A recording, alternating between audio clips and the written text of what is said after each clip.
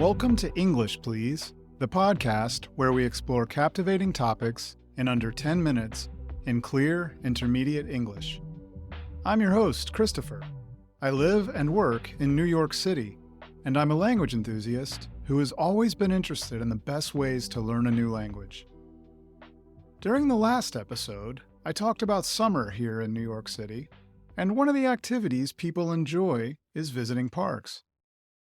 You might know about Central Park and some of the other famous parks, but maybe you haven't heard of the High Line.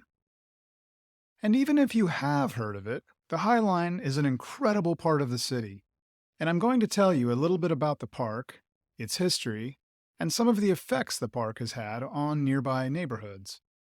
Okay, let's go. In case you haven't visited the High Line, it's a beautiful park in New York City that locals and tourists alike enjoy throughout the year, but especially during the summer. It's not an ordinary park because it's built on an old railway track 30 feet, or 9 meters, above the streets. This park has an interesting history and has brought many changes to the areas around it.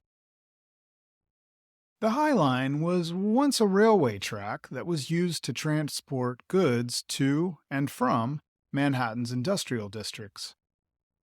The railway, called the West Side Line, was built in the 1930s.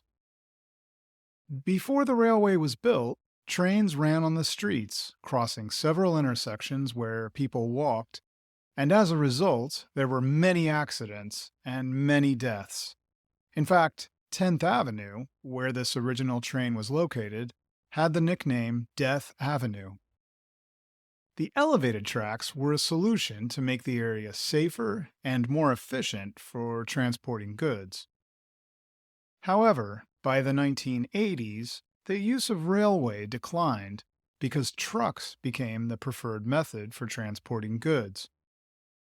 Parts of the railway were destroyed, and the remaining section from Gansevoort Street to 34th Street was left unused and became overgrown with weeds. Many people thought the railway should be demolished completely, but others saw potential in the abandoned tracks. In the late 1990s, a group of residents formed a nonprofit organization called Friends of the High Line. They wanted to turn the old railway into a public park.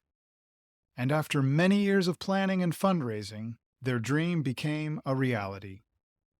The first section of the High Line opened in 2009, and the main section was completed in 2014. The High Line is a long, narrow park that stretches 1.45 miles, or about 2.3 kilometers, along the west side of Manhattan. Because the park is about 30 feet or 9 meters above the street, visitors have a unique view above this part of the city. The design of the High Line is a blend of old and new. The park preserves many elements from the old historic railway, including the tracks, which are incorporated into the landscaping. Visitors can see the old rails running through gardens filled with trees, shrubs, and flowers. The landscape design was inspired by the wild plants that grew on the abandoned tracks before the park was built. There are many features to enjoy along the High Line. There are several benches and seating areas where people can relax and enjoy the views. Some sections also have wooden lounge chairs on wheels that can be rolled along the old train tracks. One of the most interesting parts of the High Line is the variety of public art installations. Artists from around the world create sculptures, murals, and other works of art specifically for the High Line. These works of art change regularly, so there is always something new to see. The park also has food vendors, selling snacks, refreshments, wine, and even full dinners. There are guided tours available for visitors who would like to learn about the history and the design of the park. The High Line has had a significant impact on the neighborhood around it. The areas of Chelsea, the Meatpacking District, and Hudson Yards have all seen changes since the park was built. The park has helped to revitalize these neighborhoods, making them more attractive places to live, work, and visit. One of the biggest changes is the increase in real estate development. New buildings, including luxury apartments, hotels, and office spaces, have been built near the High Line. Property values in the area have risen, and the neighborhood has become more and more desirable over the years. This has led to an influx of residents and businesses. The High Line has also boosted tourism in the area. Millions of people visit the park each year, bringing business to the local shops, restaurants, and hotels. It's become an important destination for tourists, contributing to the overall economy of New York City. Another positive effect is the creation of green space in a densely populated area. The High Line provides a place for people to relax, exercise, and enjoy nature without leaving the city. It's a popular spot for walking, jogging, and even bird watching. However, not all of the effects have been positive. The increase in property values and new development has also led to gentrification. Longtime residents and small businesses in the area have been pushed out because they can no longer afford the higher rents.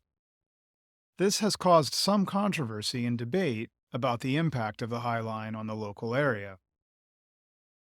The High Line, while popular, certainly wasn't the first elevated park. The Promenade Plantée in Paris is considered the first elevated park in the world. It was created in 1993 on an old railway viaduct.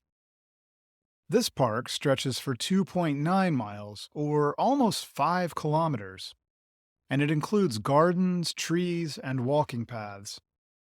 The viaduct itself also houses shops and cafes in its arches. The success of the High Line has inspired other cities to create similar elevated parks on unused railway tracks.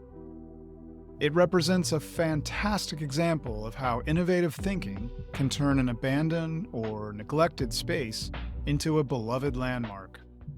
And if you're in New York, it's something you have to visit. I hope you were able to understand most of the content in this episode, as there's a transcript available to help you with your understanding. You can find a link in the episode notes. I recommend listening again with the transcript to help with anything that wasn't clear.